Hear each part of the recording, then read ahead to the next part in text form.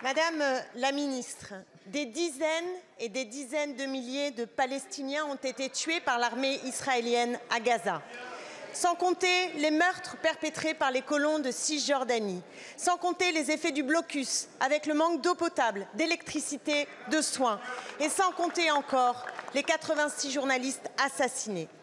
Depuis les 1200 civils israéliens atrocement massacrés par le Hamas le 7 octobre, le gouvernement d'extrême droite de Netanyahou précipite la région dans une boucherie sans nom au mépris du droit international.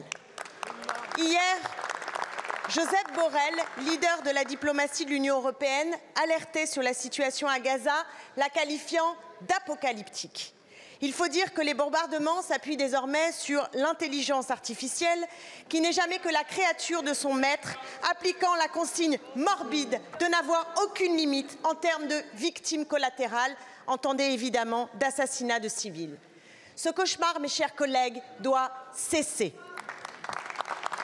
Le veto posé vendredi à l'ONU sur une résolution pour un cessez-le-feu largement plébiscité montre combien les États-Unis protègent en toutes circonstances Israël et combien le fonctionnement de cette organisation internationale nécessite aussi d'être réformé.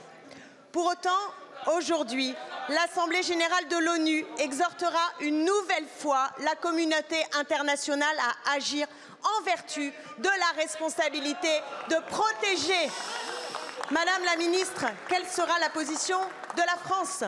Allez-vous sortir des zigzags pour que la parole de la France soit forte, cohérente, déterminée, que nous en finissions avec ce décompte des morts civiles, quelles qu'elles soient? Allez-vous enfin mobiliser l'ensemble de notre diplomatie au service du cessez-le-feu à Gaza? Quant à nous, mes chers collègues, nous marcherons encore dimanche 17 décembre, oui, une nouvelle fois, pour la paix